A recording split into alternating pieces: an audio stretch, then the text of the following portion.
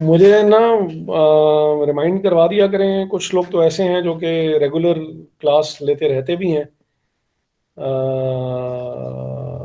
उसामा साहब हैं या माहा हैं या एमन है, एरिक भी काफ़ी दफ़ा तो आते रहते हैं। तो जो रेगुलर है ना आप लोग जी,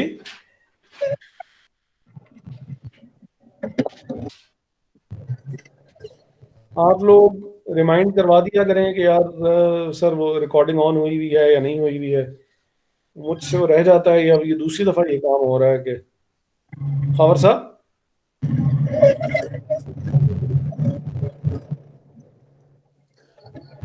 जी सर सर, अस्सलाम काफी दिनों वालेकुम। बाद क्लास हुई है तो हमें भी याद नहीं रहा सर। वालेकुम अस्सलाम। खबर साहब याद दिला दिया करें यार, ये वो लास्ट टाइम भी वो एक दफा पहले भी ये हुआ था कि वो रिकॉर्डिंग रह गई थी। आज अब फिर ये तकरीर है, तो हमने तो घंटे सवा घंटे का तो काम फिर हमारा आज वो बगैर रिकॉर्डिंग के ही निकल गया, घंटे का तकरीबन। जी सर, वो एक्चुअली मैंने लेट ज्वाइन किया है तो मेरा ध्यान नहीं गया। तो इंशाल्लाह नेक्स्ट टाइम मैं आपको रिमाइंड करवा दूंगा। ज्वाइन करते साथ ही कहा करें, ज्वाइन करते साथ ही कहा करें कि सर क्या हाल है सर, वो रिकॉर्डिंग लगाई हुई है आपने या नहीं लगाई। जी सर, सलाम के बाद फौरन आपको यही याद कर देंगे। बस जबरदस्त हो गया। पापा देखो, शाबाश ये सारी ड्राइंग्स मैंने करी हैं शाबाश। और ये यहाँ पे एक स्टेडिंग मेरा देखना है।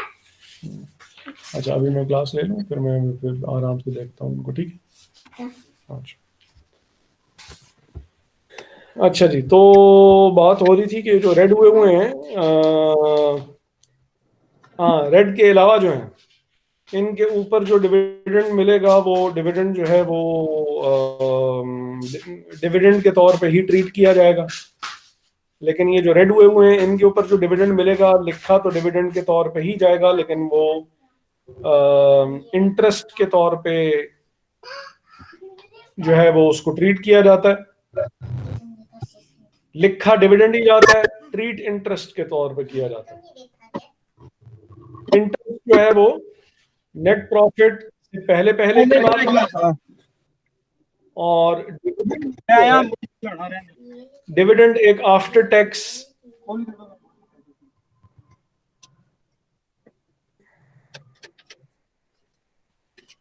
डिविडेंड जो है वो एक आफ्टर टैक्स कंपोनेंट है। यानी जब आप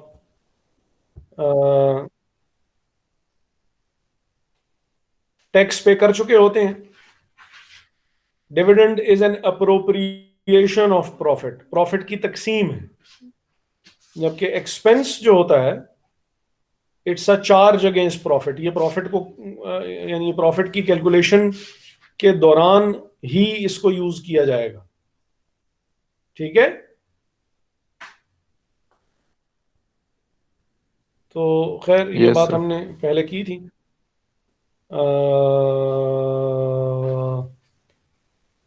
अब बाकी जो इसके अंदर चीज़ें हैं वो एक तो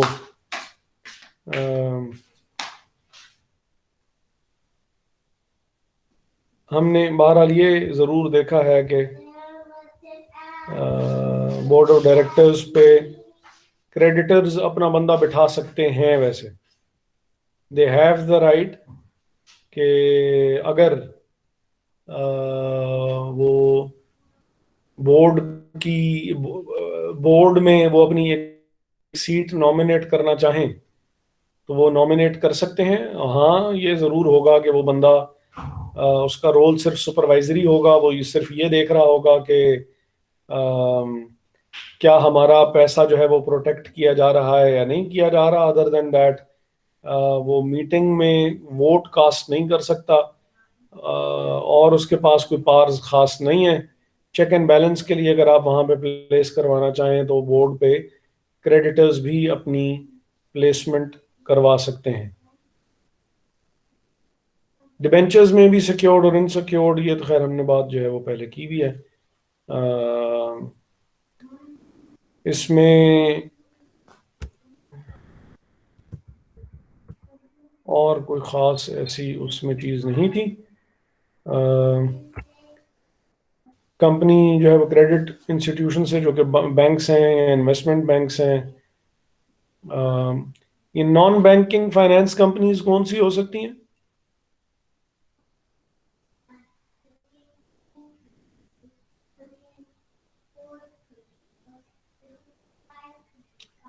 non banking finance companies,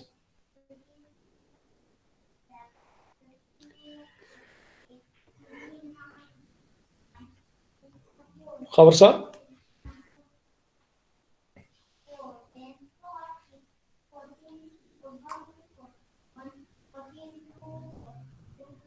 Sir, sir no idea sir.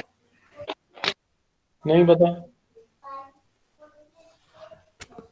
अच्छा, इंश्योरेंस कंपनीज होती हैं सर इसके बीच में? हाँ, इंश्योरेंस हो सर सकती है जिनके पास बिल्कुल, नॉन लाइसेंस बैंकिंग। नहीं होता मेरे ख्याल में। क्योंकि सर वो लीजिंग कंपनीज हैं जैसे, ठीक है।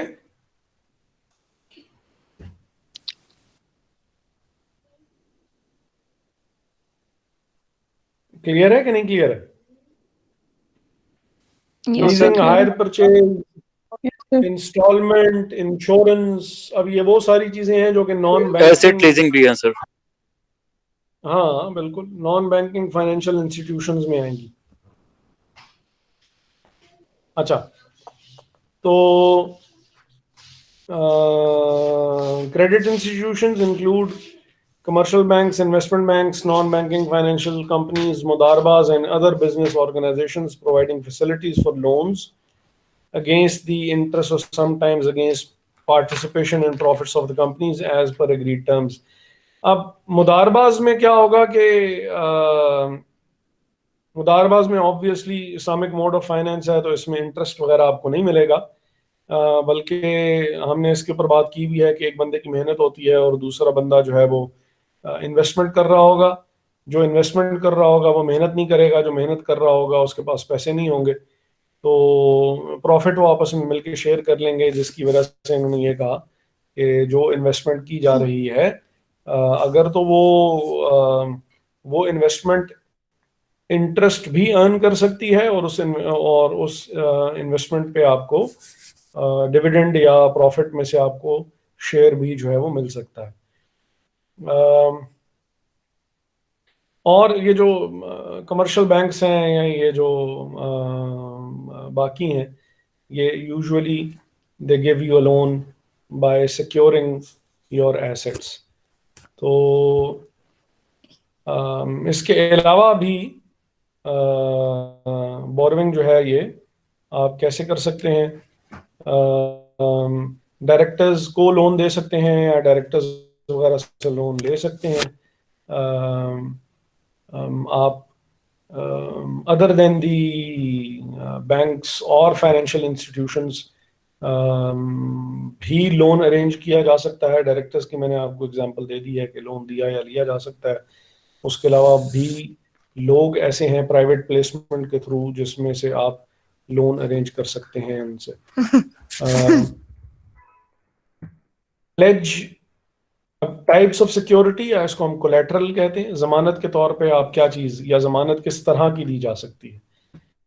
एक तो हमने बात की थी मॉर्टगेज की, कि मॉर्टगेज जो है वो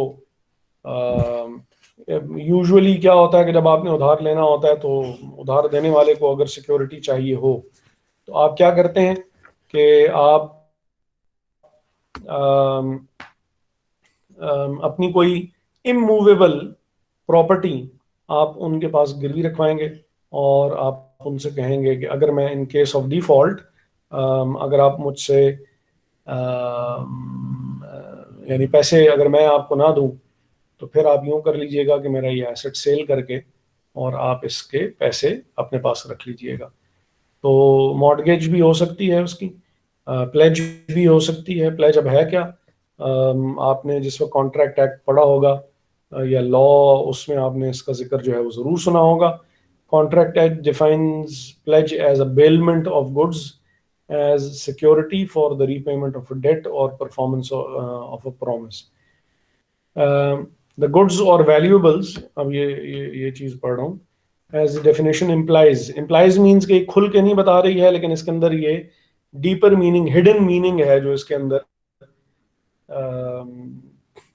इम्प्लिसिट है, इसके अंदर छुपा हुआ है, और आप उसको यानी एक चीज है जो कि जैसे वो कहते हैं ना, बिटवीन द लाइंस जो है ये बात हो रही है।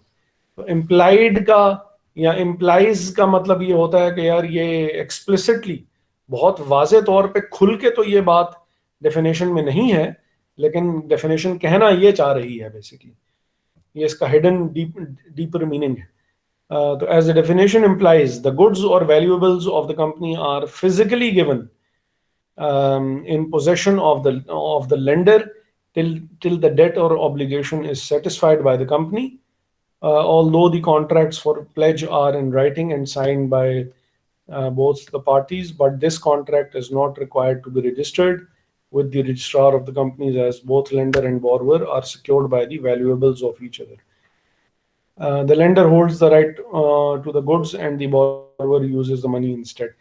अब यूजुअली जो यहाँ पे उन्होंने जिक्र जो है वो नहीं किया, यूजुअली मॉर्गेज में क्या होता है कि मॉर्गेज में वो प्रॉपर्टी रखवाई जाती है जमानत के तौर पे जो कि इमूवेबल नेचर की होती है, और प्लेज में बेसिकली वो प्रॉपर्टी रखवाई जाती है जो कि मूवेबल होती है,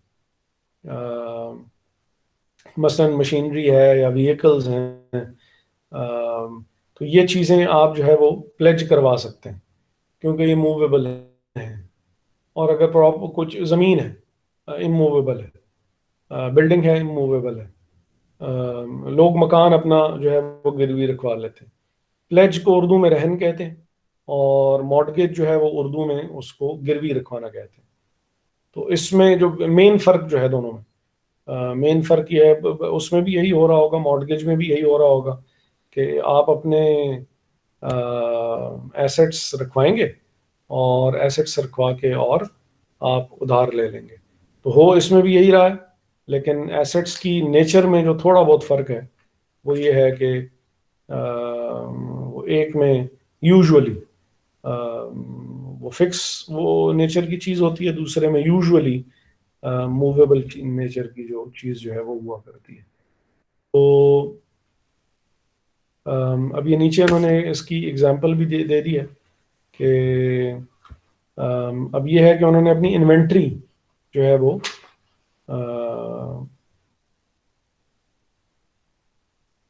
हाँ, कि उन्होंने इन्वेंट्री जो कि मूवेबल नेचर की है, आप सारे फाइनेंस के स्टूडेंट्स हैं, फाइनेंस और अकाउंटिंग के, तो आपको पता ही होगा कि इन्वेंट्री क्या चीज़ होती है। तो इन्वेंट्री उन्होंने अपनी इन्वेंट्री उन्होंने अपनी रखवाई भी है सिक्योरिटी के तौर पे और उधार लिया हुआ। तो इन्वेंट्री क्योंकि मूवेबल नेचर की है तो इस वजह से वो प्लेज हो गया। और मॉर्गेज जो है मीन्स एन इंटरेस्ट और लीन created on the property or assets of the company or any of its undertaking or both as security.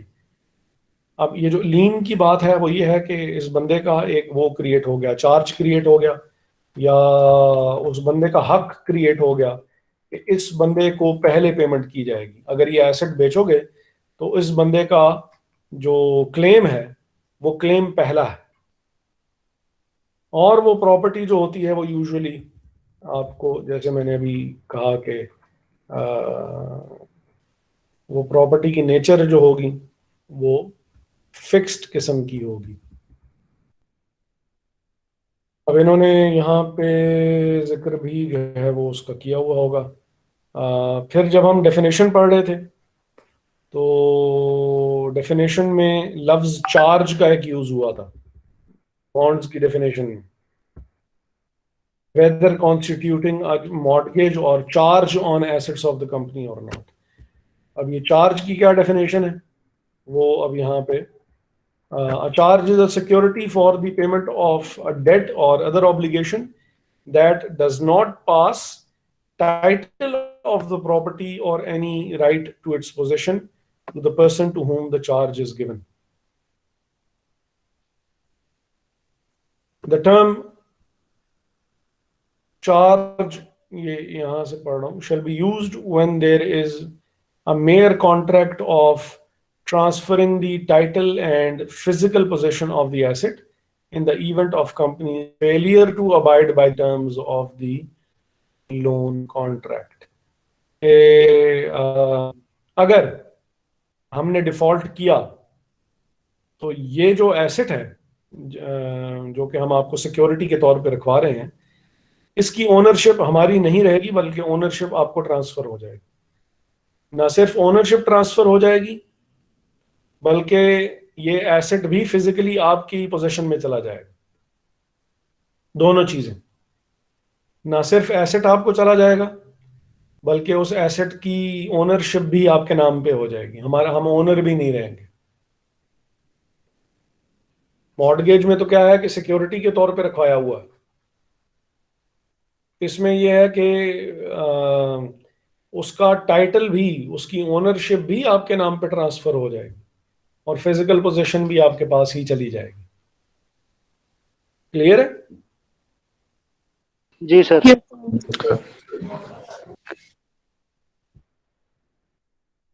अच्छा, अब इसमें जो चार्ज जो है वो दो तरह के हो सकते हैं। चार्ज फिक्स भी हो सकता है, चार्ज फ्लोटिंग भी हो सकता है। ये डेफिनेशन जरा थोड़ी सी इन्होंने अपडेट की है शायद, तो उसमें थोड़े से अल्फाज वगैरह उन्होंने चेंज किए हैं। जो डिबेंचर्स की डेफिनेशन की मैं बात कर रहा हूँ, तो बहरहाल ये फिक्स और फ्लोटिंग चार्ज क्या है कि fixed charge is created on a specific asset for a defined amount. The asset under fixed charge cannot be replaced or sold without prior approval of the beneficiary of the charge. In event of the winding up of the company, holder or beneficiary of the fixed charge possesses the right of priority in respect of the assets secured under the fixed charge. अब हो ये रहा है, मैंने उधार लिया आपसे और आपने सिर्फ और सिर्फ फैक्ट्री के ऊपर चार्ज क्रिएट कर दिया, तो ये फिक्स चार्ज है।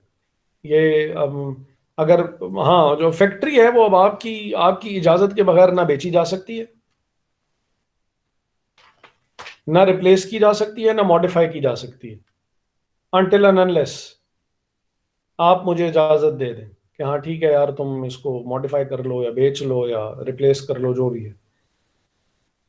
आप क्योंकि बेनिफिशियरी हैं, आपको फायदा या नुकसान होना है इस चीज का।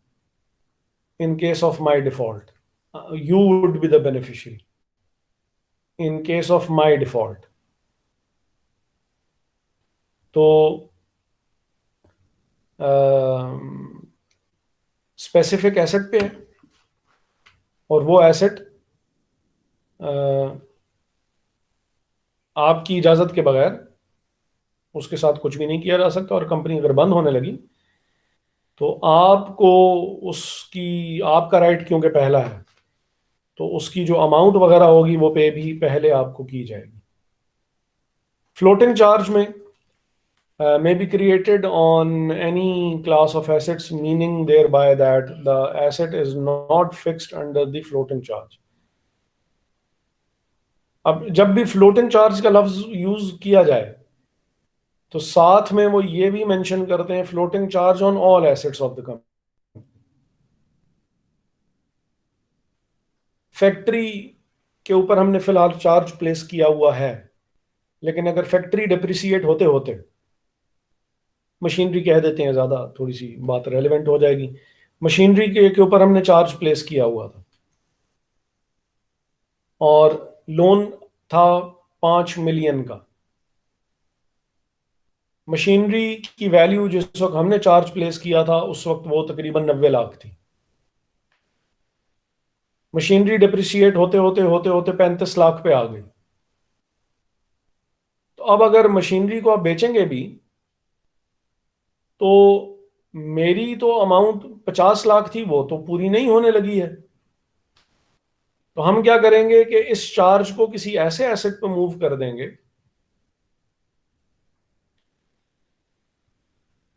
जिससे मेरी अमाउंट मुझे वापस मिल सके। मैं चार्ज यहां से हटाऊंगा और मैं चार्ज मूव कर दूंगा फैक्ट्री के ऊपर। सर ये फ्लोटिंग जो चार्ज कि 1.5-2 करोड़ रुपए 2.5 करोड़ की है। हाँ जी, फ्लोटिंग चार्ज बता रहा हूँ कि एक एसेट से दूसरे एसेट पे मूव किया जा सकता है, जबकि सही है। फिक्स चार्ज में जो एसेट फिक्स हो गया बस वो फिक्स हो गया। May be created on the entire undertaking of the company. अभी जैसे मैंने थोड़ी देर पहले बात की थी कि फ्लोटिंग चार्ज का लफ्ज जब यूज किया जाता है तो यूजुअली फ्लोटिंग चार्ज के साथ साथ वो ये किसी ने मीटिंग लीव की है या रेज्ड हैंड, कौन है भाई? शुक्र अल्हम्दुलिल्लाह, सवाल भी करते होते हैं लोग। किसने सवाल पूछना है?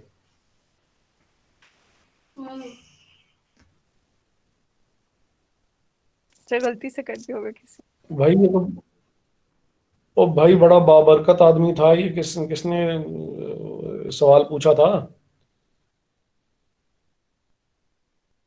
गलती सर इसमें होगी रेज किसी हैंड से? भी होता है, हैं? इसमें रेज हैंड वाली ऑप्शन भी है सर। वो सर चेक कर बिल्कुल रहा था है ये। होता है।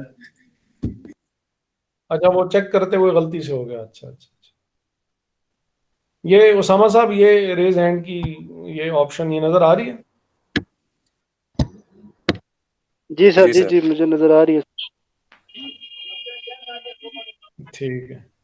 सर क्या करना है इसको? अच्छा, तो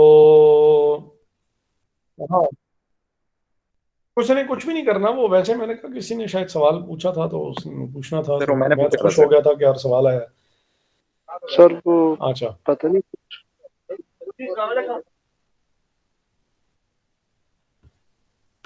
अच्छा, चलें। तो फ्लोटिंग चार्ज में भी क्रिएटेड, हाँ, जब भी लफ्ज फ्लोटिंग चार्ज का यूज करें तो यूजुअली वो ये भी करते हैं कि floating charge on all assets of the company, जिसमें ये कहा भी है जैसे सेकंड पॉइंट में इन्होंने कि may be created on the entire undertaking of the company, कि हम ये अपने लिए ऑप्शन खुली रखना चाह रहे हैं कि अगर हम एक एसेट से दूसरे एसेट पे उसको मूव करना चाहें या मोर देन वन एसेट्स को अपने चार्ज के अंदर हम पाबंद करना चाहें तो हम कर सकते हैं। इससे ये होगा कि जो मनी लेंडर है उसको ये श्योरिटी मिल जाएगी कि यार उसका पैसा डूबने नहीं लगा।